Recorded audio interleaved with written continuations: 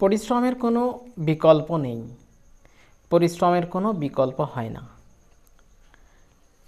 পারিশ্রমিক মানে পরিশ্রমের পারিশ্রমিক কখনোই বিশ্বাসঘাতকতা করে না। আপনি যদি পরিশ্রম করেন আপনি পারিশ্রমিক পাবেন।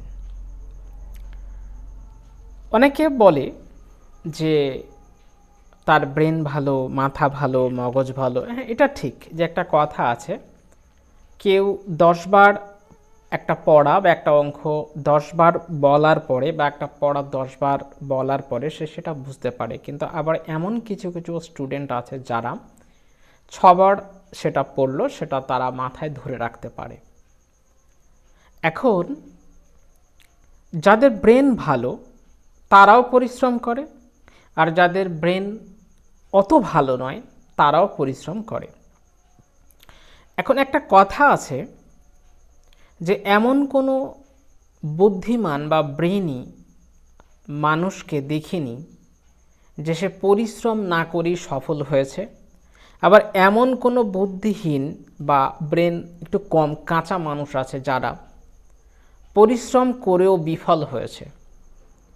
আসল কথা হলো যে মানুষটা পরিশ্রম করবে সেই সফল হবে। পরিশ্রমই হলো সফলতার চাবিকাঠি, এবং সেই পরিশ্রম সৎ এবং নিষ্ঠাভাবে সততার সাথে আমাদেরকে পরিশ্রম করে যেতে হবে।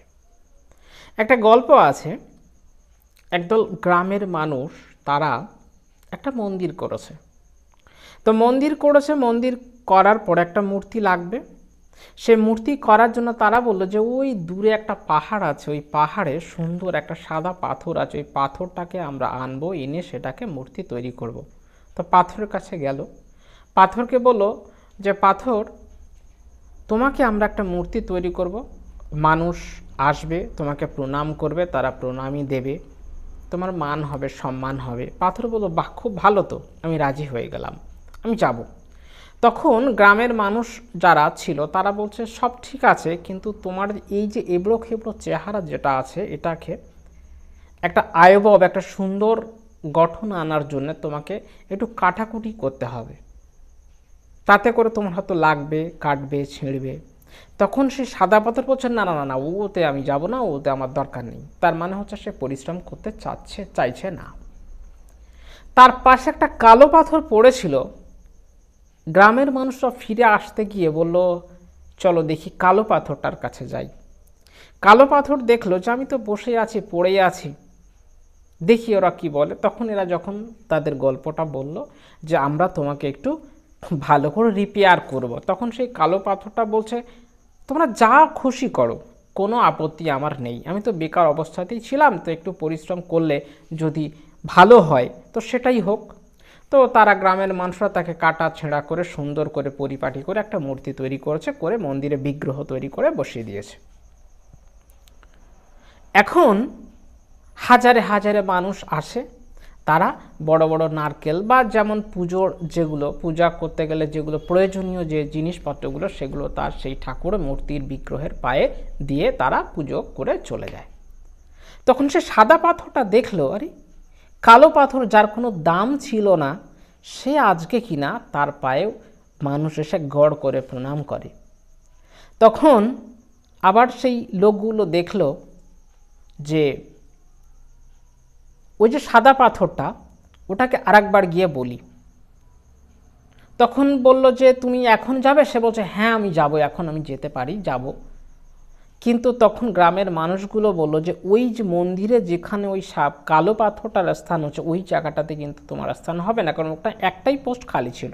সে তাকে আমরা কাটা ছেঁড়া করে সে অনেক সহ্য করে ধৈর্য ধরে পরিশ্রম করে ওই জায়গাটা পেয়েছে। এখন তোমাকে যেটা করতে হবে সেটা হচ্ছে ওই যে মানুষগুলো যারা নারকেল আনে, নারকেলগুলো যে ফাটায় যে দেওয়ালে, ওই দেওয়ালটা ফেটে যাচ্ছে, ওই জন্য ওই নারকেল যাতে তোমার মাথায় ফাটায়, তারা যাতে জুতোর ফিতে ছিঁড়ে গেলে তোমার গায়ে লাগে জুতো তৈরি করে, এই জন্য আমরা তোমাকে ওখানে নিয়ে যাব।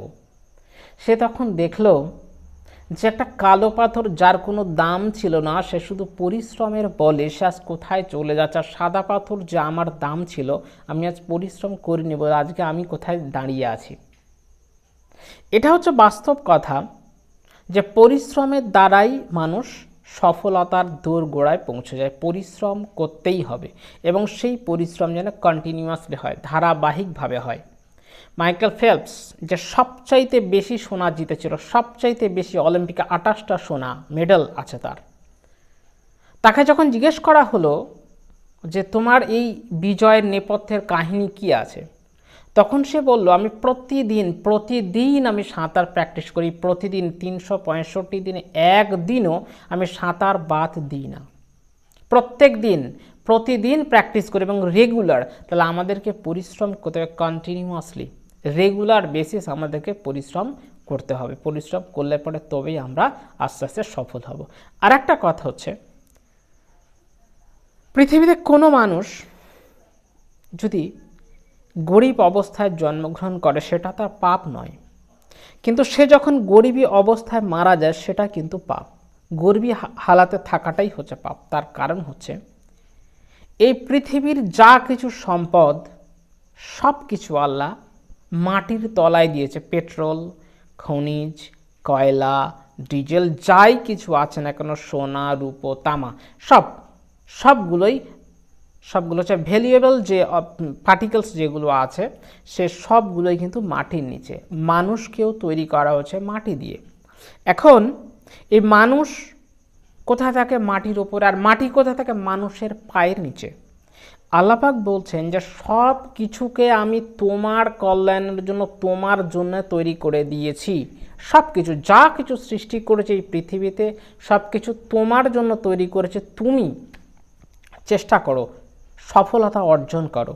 আর তোমাকে তৈরি করেছে আমার জন্য, তুমি আমার কথা মতো চলবে, পৃথিবীতে অশান্তি তৈরি করবে না, শান্তির সঙ্গে চলবে, অন্যায় অপকর্ম করবে না, মানুষের সঙ্গে খারাপ ব্যবহার করবে না, মিথ্যা কথা বলবে না, চুরি করবে না, ডাকাতি করবে না, মানুষের জিনিস না বলে নেবে না, মানুষের সঙ্গে মিসবিহেভ, খারাপ ব্যবহার করবে না। এই জন্যই তোমাকে তৈরি করা হয়েছে।